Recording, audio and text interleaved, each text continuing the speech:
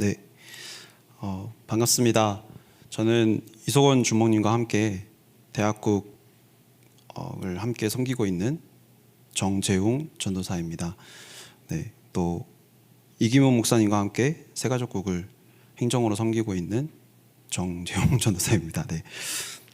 네, 지난번 이 자리에서 렘넌트로서 받은 응답과 하나님께서 또 내 인생을 언약의 여정으로 걸어가게 하신 그 길 속에서 받은 응답들을 함께 포럼했고요. 그래서 오늘 이 시간도 뭔가 제가 이 자리에서 설교를 하기 위해서 선 게 아니라 똑같이 하나님의 말씀을 통해서 예수는 그리스도 모든 문제 해결자라는 것을 발견하고 고백했던 그 응답을 함께 나누기를 원합니다. 지난 한 해 동안 하나님께서 저에게 주신 응답 중에 가장 큰 응답이라고 한다면 나에게 24를 해야 되는 이유를 발견하게 하신 겁니다. 그리고 이것만이 하나님이 나에게 주신 답으로 깨닫게 하신 겁니다. 예수가 그리스도라는 사실을 다 알고 있지만 이 사실을 실제로 나의 것으로 또 그 복음이 진짜 세상의 답이라는 것은 말씀을 통해서 깨닫게 하시는데 그 말씀도 내가 하나님께 집중할 때에 나의 인생 전부를 하나님 앞에 드릴 때에 그 답이 진짜 이 세상의 답이라는 사실을 내 인생을 통해서 깨닫게 하셨습니다. 그래서 오늘 말씀은 하나님께서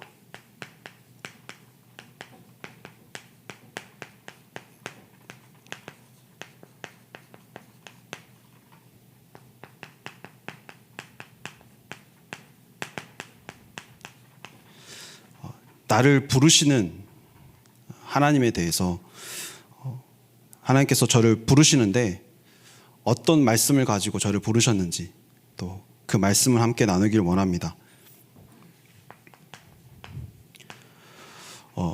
먼저 우리가 24를 해야 되는 이유에 대해서 제가 발견했는데 말씀을 통해서 계속 깨닫게 하셨고 그래서 내가 하나님께는 내 것 조금도 드러낼 필요도 없이 나의 모든 시간을 나의 모든 것을 하나님 앞에 드리는 것이 가장 중요하다 깨닫게 하셨는데 그 이유가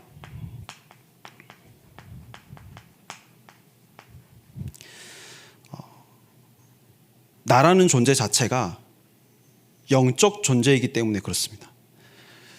영적인 존재에게는 특징이 있어요. 그 특징은 바로 믿음대로 살아간다는 것입니다. 인간 외에는 아무것도 그렇지 않아요. 창세기 1장 27절 보면 하나님이 자기 형상 곧 하나님의 형상대로 사람을 창조하시되 하나님이 인간만을 특별하게 만드셨고 그래서 그 인간이 영적인 존재로 하나님과 함께 하도록 만들어진 것입니다. 영적인 존재이기 때문에 내 안에 육신적인 것들로 계속 채우려고 한다 그러면 충족이 되지 않아요.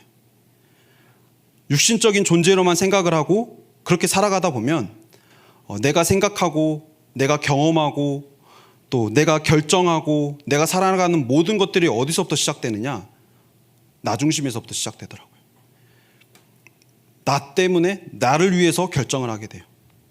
뭔가를 생각할 때 나를 위주로 생각하게 돼요. 그렇게 살아가는데 나를 위한 삶을 살아가게 되는 겁니다. 전부 어디서 왔냐? 말씀에서 창세기 3장, 6장, 11장에서 왔다고. 전부 나를 위해서 살아가고 나를 위해서 돈을 벌고 나를 위해서 성공하려고 하는 삶. 이게 어디서부터 시작됐냐? 마귀에게서 준 창세기 3장에서부터 시작되었고 이거는 하나님이 주신 것이 아니라는 거예요. 그렇기 때문에 하나님이 주신 것 외에 나 중심으로 살아가다 보면 내 안에 드러나는 문제들이 있어요. 그게 어떤 문제냐? 하나님이 인간을 창조하실 때 육신적인 존재로만은 살아갈 수 없게 만드셨고 반드시 하나님께서는 영적인 존재인 인간이 영이신 하나님과 함께 하도록 창조하신 겁니다. 이게 하나님이 창조하신 인간을 창조하신 창조의 원리인데 이 원리가 깨지니까 그때부터 문제가 시작된 거예요. 물고기가 물에 사는 게 왜 물에 살지 이게 아니라 그렇게 만드신 게 원리인데 이 원리가 깨진 물고기는 물 밖에 살아가는 그 자체가 다 고통이잖아요. 하나님께서 하나님과 함께하도록 인간을 영적인 존재로 만드셨고, 그래서 내 안에 육신적인 것들로만 채우다 보면 반드시 문제가 올 수밖에 없는데, 하나님이 만드신 이 원리가 깨져버리니까 그때부터 이제 문제가 시작되는 거예요. 그래서 인간은 분명히 말씀하시는데 영적인 존재라고 말씀하셨습니다. 그럼 이 영적인 존재가 어떻게 살아가야 되느냐? 하나님만 바라고 살아가야 되는 겁니다. 하나님을 믿는 믿음만 가지고 살아가야 되는 겁니다. 그런데 이 영적인 존재 하나님을 떠나서 뭔가 다른 거를 믿기 시작한 거예요. 그리고 그 믿음대로 살아가는데 고린도전서 10장 20절에 보면 하나님을 떠나서 섬기는 모든 것들이 귀신에게 하는 것이라고 말씀하십니다. 그리고 하나님은 인간이 귀신과 교제하는 것을 원치 않으신다라고 말씀하셨어요. 하나님을 섬기면서 하나님과 함께 해야 될 인간이 이 원리가 깨진 채로 다른 것을 믿고 우상을 섬기면서 살아가니까 그때부터 이제 문제가 시작되기 시작한 겁니다. 절대로 그 문제는 갑자기 생긴 문제가 아니에요. 요즘 TV나 드라마에서도 영화에서도 보면 예전에는 막 나쁜 악당이 나와서 그냥 나쁜 짓만 하다가 착한 사람이 나와서 이거를 해결하는 그런 내용이잖아요. 그런데 요즘에 TV나 또 드라마나 영화나 보면 그 배경에 대해서 자꾸 얘기를 해줘요. 이 사람이 왜 이렇게 되었는지 과거를 보여줘요. 세상도 문제들이 갑자기 생긴 것이 아니라 뭔가 그 사람이 그렇게 될 수밖에 없는 이유, 과거가 있었고 배경이 있었다라고 말하는 거예요. 그런데 영적인 사실을 모르기 때문에 거기에 대한 답은 줄 수가 없는 거죠. 전부 다 하나님을 떠난 근본 문제 때문에 시작된 문제들인데 이걸 못 보니까 이걸 채워보려고 창세기 3장, 6장, 11장으로 살아갈 수밖에 없는 겁니다. 거기에 노예된 삶으로 왜 개인에게 저주가 오고 왜 시대의 재앙이 오는지도 모른 채 계속 당하고만 있는 거예요. 그래서 여기에 하나님께서 말씀으로 저에게 응답하시는 게 그래서 나는 24 하나님을 바라보지 않으면 안 되는 존재이구나. 하나님이 나를 하나님의 자녀로 부르셨는데 하나님의 자녀인 나는 내가 어디에 집중을 해야 되느냐? 하나님께만 집중해야 되는 거구나.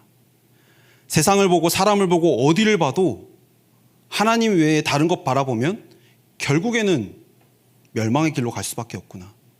결국에는 전부 다 망하는 길이구나. 그래서 내가 집중해야 될 것은 24 하나님 앞에만 바라봐야겠다.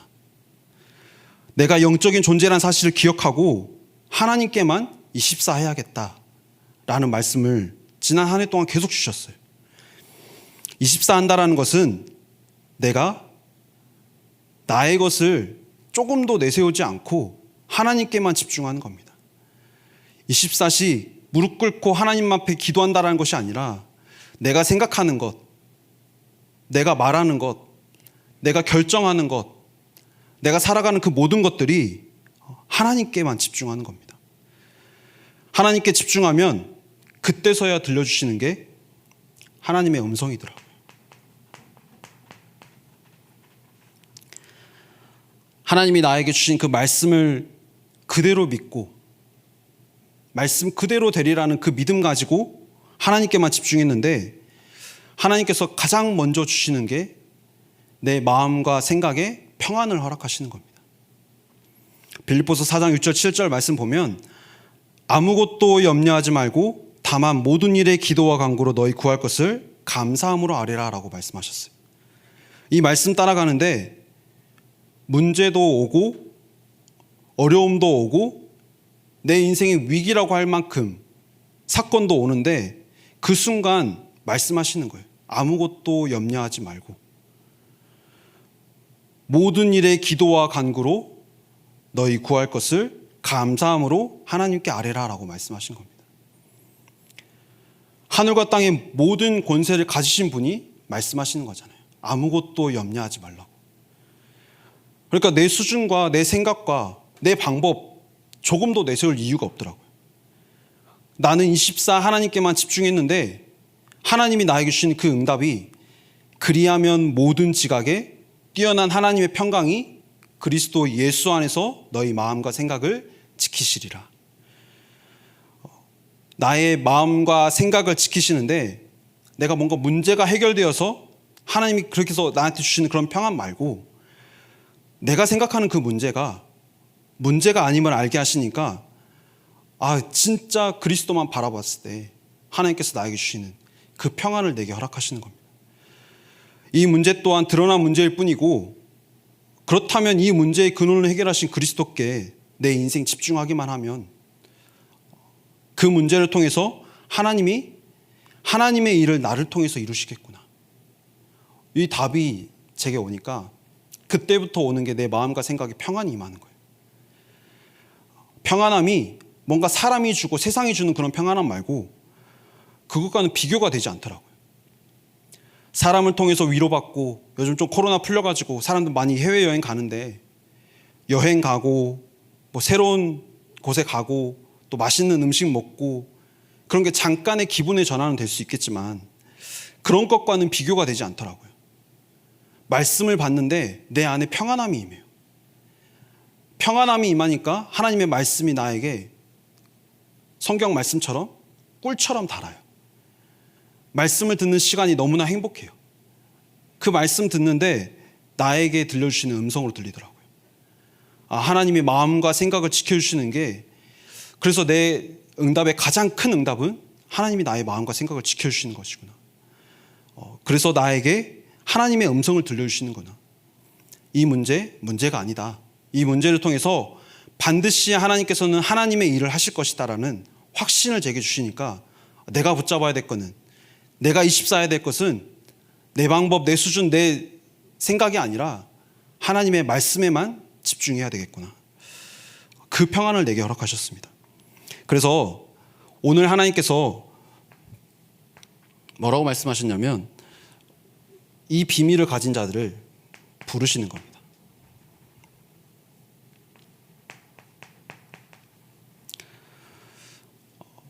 이 복음 운동, 이 복음을 전할 자들을 부르시고 계시는 겁니다. 개인과 시대의 재앙을 막을 수 있는, 치유할 수 있는 능력은 보좌의 능력 외에는 절대로 없습니다. 근데 그 능력을 어떻게 받을 것이냐? 올 한 해 25회의 응답을 주시겠다라고 분명히 약속하셨는데 어떻게 받을 것이냐? 24 하면 주시겠다라고 약속하시더라고요. 24 하는 자에게 하나님께서 허락하시겠다라고 말씀 주시더라고요. 237 5천 종족 살리는 것, 말로는 237 5천 종족 살리겠다라고 하지만 실제로 내가 237 5천 종족 어떻게 살릴 수 있을 것이냐? 나는 그거 상관없이 하나님께만 집중하면 하나님은 237 5천 종족 살리는 그 일에 나를 사용하시겠다라고 약속하신 겁니다. 생각해보면 내 힘으로 할 수 있는 게 하나님의 일에 있어서는 하나도 없어요. 뭔가 내가 하나님 앞에 예배 드리는 것 같고 내가 하나님 앞에 뭔가 기도드려서 얻어내는 것 같고 그렇지만 하나님의 일은 내 힘으로는 할 수 있는 게 하나도 없습니다. 하나님의 계획과 하나님의 뜻은 세계복음화인데 나는 오늘 내 수준으로만 살아가서는 이걸 할 수가 없는 거예요. 세계복음화는커녕 지역복음화도 어렵잖아요. 내게 맡겨주신 줄로 재어주신 그 구역마저도 내가 복음화할 수 없잖아요. 하나님은 그런데 세계복음화를 계속 말씀하고 계십니다. 내가 어떻게 해야겠다라가 아니라 똑같이 하나님께서 나에게 주신 그 말씀을 그대로 믿는 그 믿음 가지고 내가 하나님께만 집중해야겠다. 하나님은 그럴 때 내 말씀으로 내 인생을 계속 편집하게 하시고 기도로 설계하게 하시고 또 세계복음화 할 수 있는 디자인을 이 안에서 다 하게 하시더라고요. 내가 어떻게 설계해야 될까? 내가 어떻게 편집해야 될까? 내가 어떻게 디자인해야 될까가 아니라 말씀만 받고 살아왔는데 돌아보니 하나님이 내 인생을 편집하게 하셨고 돌아보니 내 인생을 설계하게 하셨고 돌아보니 내 인생을 세계복음화의 대열에 있게 하신 겁니다. 가정을 살리고 가문을 살리고 교회를 살리는 시대를 살리는 증인을 부르고 계시는데 내가 그렇다면 이 음성을 어디서 들을 수 있느냐? 말씀에서만 들을 수 있습니다. 말씀에서만 하나님께서 내게 이 음성을 들려주고 계시는 겁니다. 이걸 알기 때문에 마귀는 계속 속여요. 뭐라고 속이냐면 내가 보는 이 관점을 어떤 관점으로 살아가게 하느냐?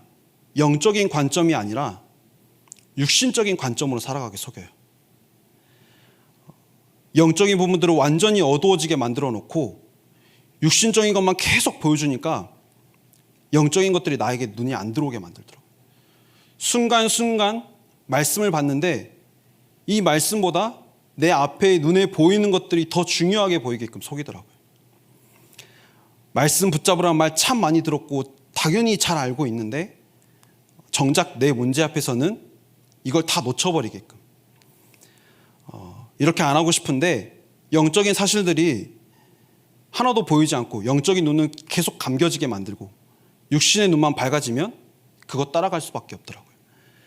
그것 따라가고 다시 말씀으로 깨닫고 아 그래 말씀만 따라가야겠다 그러면서 또 집중하게 하시고 그랬던 게 제 작년 한 해였던 것 같습니다. 그래서 올 한 해는 하나님께서 분명히 25회의 응답을 주시겠다라고 약속하셨는데 조금도 놓치지 않고 싶을 만큼 올 한 해는 정말 24 하기를 기도합니다. 24 했을 때 내가 하나님께만 집중했을 때 하나님께서 나에게 주신 그 말씀에만 내가 집중했을 때 하나님께서 어떤 응답을 주시는지 또 확인하고 싶고요. 또 그 언약의 여정을 또 걸어가고 싶습니다. 그래서 반대로 우리가 이 사실이 보인다 그러면 내 걸어온 길을 보고 내가 작년 한 해 걸어왔던 그 길을 보고 또 올 한 해를 계획하다 보니까 사단에게 속지 말아야겠다라는 언약이 붙잡아지더라고요. 알면 안 속을 수 있는데 알 수 있는 은혜를 지혜를 내게 달라고 하나님 앞에 기도합니다. 그래서 반드시 하나님께서는 하나님께 집중하는 자를 찾고 계시고 부르시고 계시는데 내가 조금도 사단에게 속지 않고 내 힘으로 속는 것이 아니라 나는 그냥 말씀만 따라가기를 원합니다.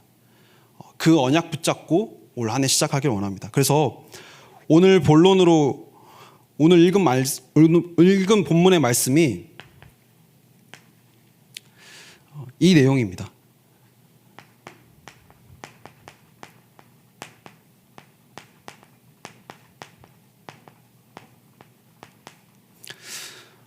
(1절) 말씀 보면요, 말씀이 사라진 것이 이 시대의 특징입니다.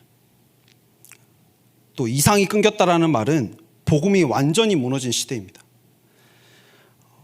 마귀는 보이는 것으로 말씀 없이도 살아갈 수 있다라고 속여요. 그래서 말씀 없이 잘 사는 것처럼 우리를 속여요.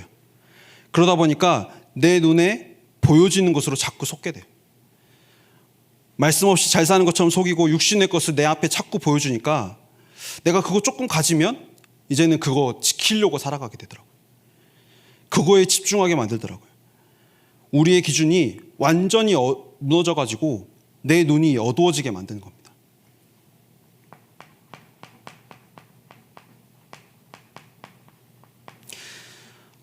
오늘 2절 말씀에 엘리의 눈이 어두워서 잘 보지 못한다라는 그 말씀은 단순히 육신적인 눈만 어두워졌다라는 것이 아니라 영적인 눈까지도 어두워졌다는 거예요. 눈이 어두워지니까 엘리의 두 아들들이 여호와를 알지 못하는 것을 끊어내지를 못해요. 하나님의 사람으로서 여호와께 제사 드리는 것이 얼마나 중요한지를 잘 아는데 그거를 두 아들들이 계속 어기고 있는 것을 깨닫지를 못하는 겁니다. 아들들의 그 소문이 온갖 흉흉한 그 소문이 온 나라에 뒤덮고 있는데 영적인 눈이 어두워진 엘리는 이 문제를 해결하지 못하는 겁니다. 완전히 영적인 소경이 되어서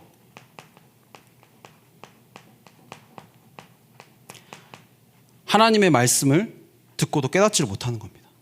하나님께서 말씀하셨거든요. 두 아들들에 대해서. 그런데 이거를 끊어내지를 못하는 거예요.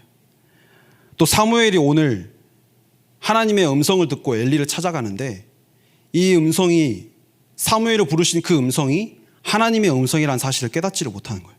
그러다 나중에 깨닫게 되죠. 지금 시대의 모습입니다. 점점 하나님과 멀어지고 있는 시대이고요. 교회를 올 필요를 못 느끼고 있어요. 랩런트들이 코로나 때 너무나 익숙해지다 보니까 다시 이제 다 예배가 회복되어졌고, 그래서 함께 예배드리자라고 하면 온라인 예배에 너무 익숙해져 있다 보니까 온라인 예배로 드렸는데도 아무 문제 없었는데 왜 또 다시 모여야 되느냐, 모이는 것에 이제 의문을 갖기 시작하더라고요. 왜 꼭 다시 모여서만 드려야 되냐, 예배를. 당연한 건데 영적인 눈을 뜨지 못하는 겁니다. 육신적인 것을 보여주고 영적인 영안을 완전히 어두워지게 만들어버린 거예요. 그러니까 예배가 안 돼요. 예배가 안 된다는 말은 말씀이 안 들린다는 거예요. 말씀이 안 들린다는 것은 예배의 은혜가 안 된다는 거예요.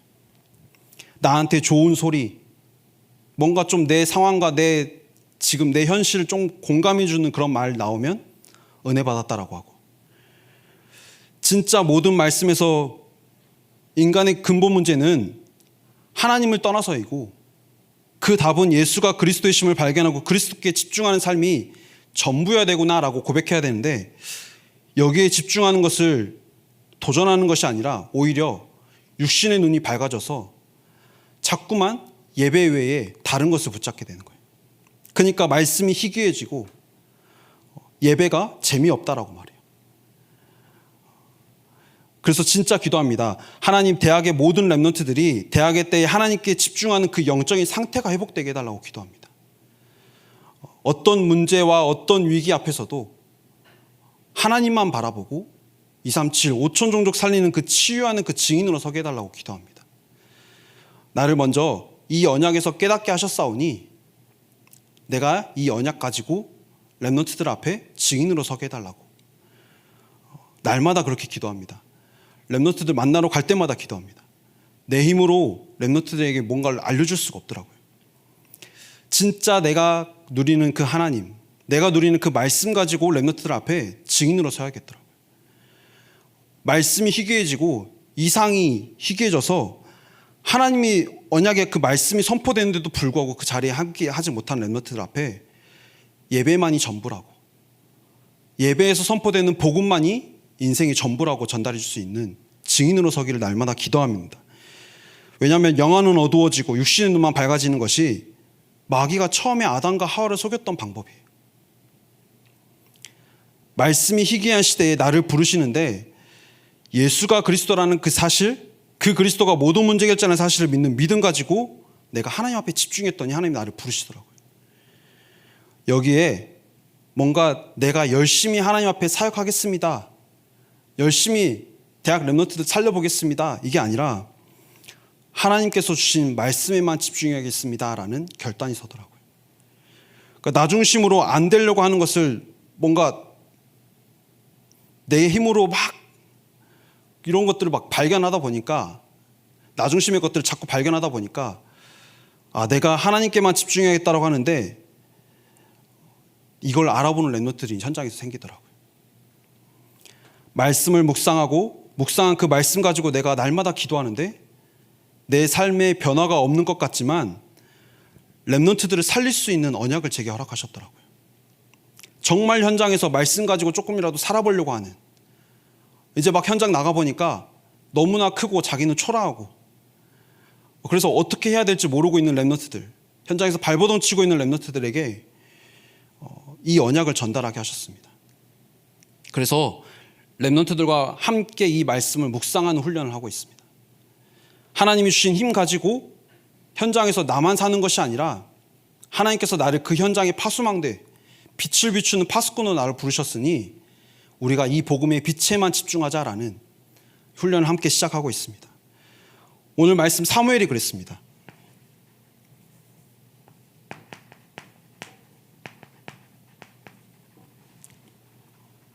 사무엘은 어디에 있었냐? 항상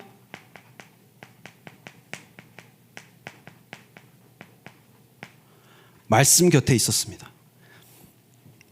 3절 말씀에 하나님의 등불은 아직 꺼지지 아니하였으며 사무엘은 하나님의 궤에 있는 여호와의 전 안에 누웠더니, 말씀이 없고 이상이 없는 이 현장에 하나님은 등불을 꺼뜨리지 않고 기다리고 계시는 거예요.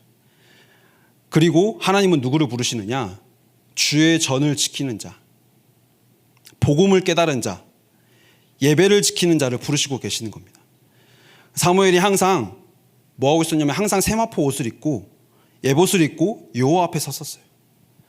그래서 저는 예배 드릴 때 하나님 오늘 이 예배를 통해서 복음이 내 안에서 회복되게 하옵소서. 내 안에 정말로 예배가 회복되어서 하나님의 음성이 들리는 예배가 되게 하옵소서. 하나님은 이 기도를 들으시고 이 기도 드리는 자를 부르시는 줄 확신합니다. 이렇게 여호와의 전에 늘 함께했던 사무엘에게 하나님께서는 말씀을 허락하시죠. 사무엘이 어려서부터 어머니 한나를 통해서 들은 그 말씀을 그대로 믿고 아무도 없는 그곳, 아무것도 없는 그곳, 오히려 가서 나를 여기에 혼자 나를 버리고 간 어머니를 원망할 수도 있었던 그런 상황이었는데도 불구하고 사무엘은 핑계대지 않았어요. 사무엘은 항상 뭐하고 있었냐? 말씀 곁에 있었습니다. 하나님의 말씀과 늘 함께 했습니다. 말씀이 희귀하고 이상이 보이지 않은 만큼 영적으로 완전히 어두워진 그 시대에 하나님은 등불을 꺼뜨리지 않으시고 누구를 찾으시느냐? 누구를 부르시느냐? 하나님의 말씀에만 집중하는 자를 부르시고 계시는 겁니다. 그래서 사무엘은 말씀 곁에 있으면서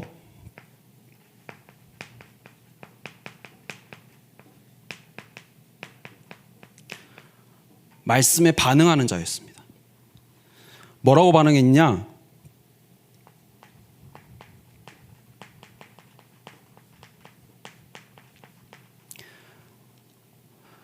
하나님의 부르심의 소리를 듣고 주여 내가 여기 있나이다. 말씀하옵소서. 내가 순종하겠나이다. 내가 하나님의 말씀을 듣겠나이다. 이게 사무엘의 고백이었습니다. 하나님이 주시는 말씀과 내 생각과 내 방법 이런 것이 아니라 하나님의 말씀 앞에 다른 것이 아니라 정말 하나님의 말씀만 순종한 것입니다.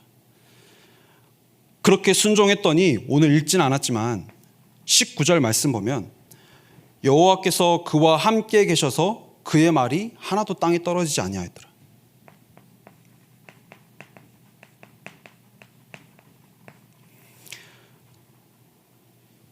주의 종이 여호와의 전을 지키고 하나님의 말씀과 함께하고 언약과 함께했더니 하나님께서 뭐라고 말씀하셨냐?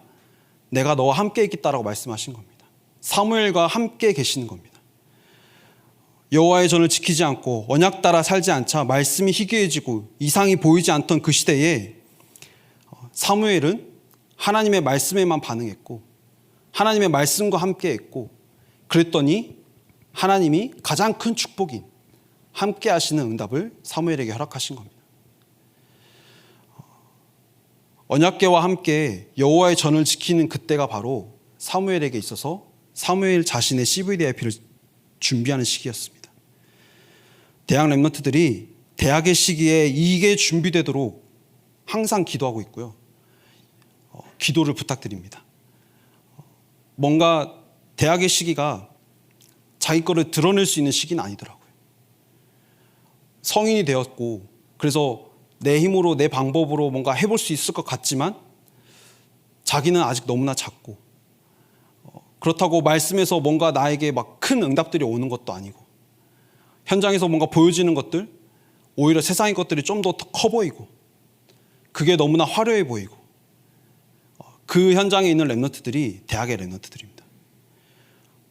이때까지 받아왔던 말씀들과 이때까지 들어왔던 말씀들과 현장에서 부딪히는 것들이 이제 자기에게 있어서 흔들리는 시기더라고요. 이때에 랩런트들이 말씀으로 인생을 편집하고 과거를 편집하고 말씀으로 인생을 설계하고 말씀으로 인생을 디자인할 수 있도록 기도해 주시길 바라겠습니다. 그래서 세상의 소리, 자기조차도 책임지지 못하는 그 사람의 소리에 반응하면서 그 소리를 따라가는 것이 아니라 영원한 하나님의 말씀만 붙잡고 이 시대의 정신병, 온갖 중독으로 그로 인해서 올 수밖에 없는 그 문제들, 결국에는 죄 때문에 시작되었고 그 죄 문제를 해결하신 분은 오직 그리스도란 사실을 현장에서 날마다 발견할 수 있도록 기도해 주시길 바라겠습니다. 그래서 따라가야 될 것은 말씀밖에 없구나. 말씀이 선포되는 예배의 자리를 사모해야 되겠구나. 이거를 발견하고 이거를 준비하는 영적인 상태가 준비될 수 있는 대학의 시기가 되도록 기도해 주시길 바라겠습니다. 이런 사무엘이 나중에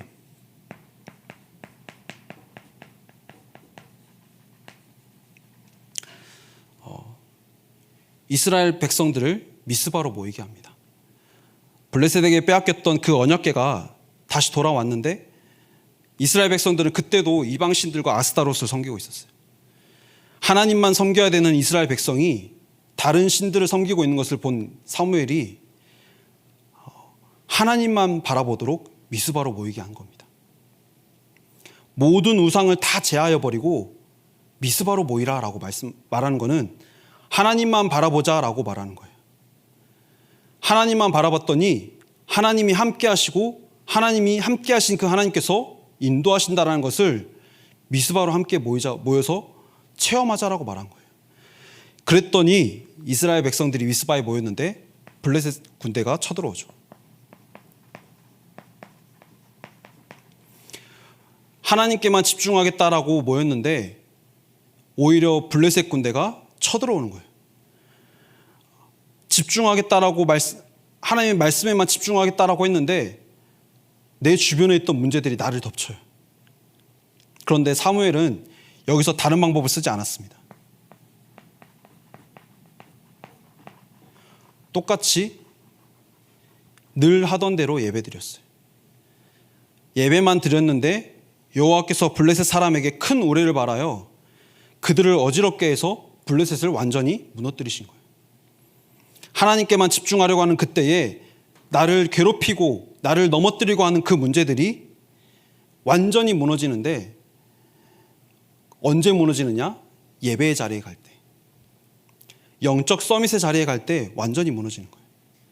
그래야지 끝나더라고요. 내가 조금 그냥 말씀 좀 은혜 받아가지고 그래 내가 하나님 앞에 집중해야겠다라고 했을 때는 당장 내 앞에 오는 문제들 때문에 내가 넘어져요. 그런데 그 문제 앞에서 이 문제마저도 하나님께서 말씀에서 답을 다 주셨구나. 예수가 그리스도라는 답을 내게 허락하셨구나. 내가 집중해야 될 것은 그리스도밖에 없다. 영적 서밋의 자리에 갈 때에 완전히 끝나더라고요. 그래서 하나님은 예배의 자리를 통하여서 하나님께만 집중하는 자에게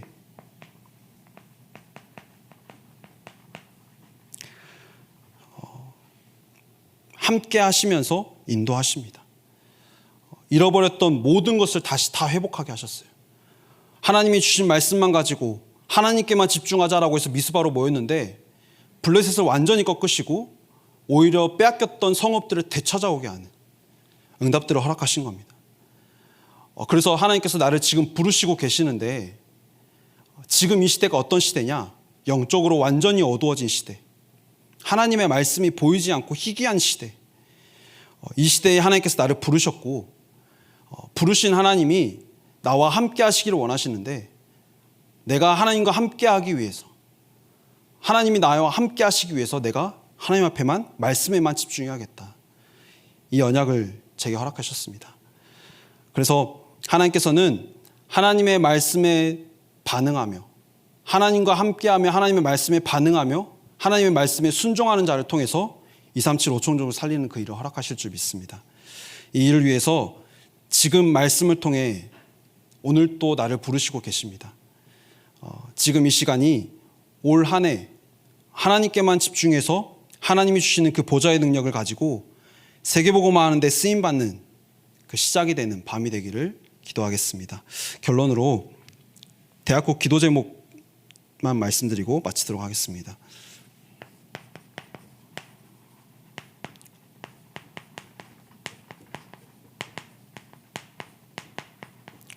이 언약 가지고 지금 대학국 랩런트들 중에 하나님께만 집중하겠다라고 해서 집중훈련하고 있는 랩런트들이 있습니다.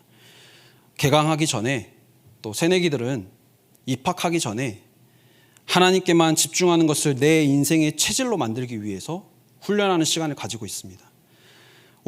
이번 주 월요일부터 시작해서 이제 20일 동안 시작할 겁니다. 지금 지속되고 있고요. 또 함께 인도받고 있는데요. 이 시간이 렘넌트들이 자기가 가지고 있는 모든 것들을 다 내려놓고 내가 받은 그 말씀이 실제로 살아서 역사하신다는 사실을 깨달을 수 있는 집중의 훈련 시간이 될 수 있도록 기도해 주시길 바랍니다. 여호와께만 집중하는 시간이 되기를, 또 하나님의 말씀만 붙잡는 시간이 되기를 기도해 주시길 바라겠습니다. 두 번째로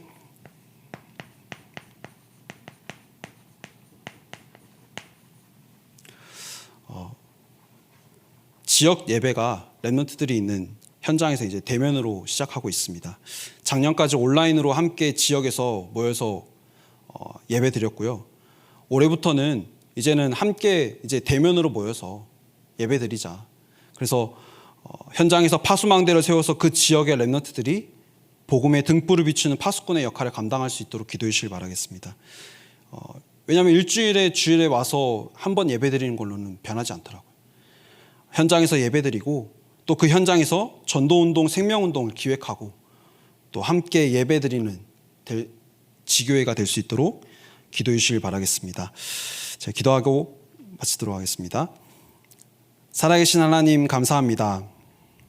나를 부르신 이유, 말씀을 통해서 깨닫게 하시고 오직 복음에만 집중해야 될 이유를 알게 하신 하나님, 말씀 듣는 이 시간에 우리의 영안이 열리게 하시사 말씀에만 반응하게 하시고 말씀 따라 살며 나의 삶이 여호와의 전을 지키는 자가 되게 하나님께서 우리를 인도하여 주옵소서. 나의 삶이 조금도 내 것을 내세우는 삶이 아니라 오직 그리스도 그 말씀에만 반응하며 그 말씀만 순종하는 삶이 되게 하여 주옵소서. 살아계신 예수 그리스도 이름으로 기도드립니다. 아멘.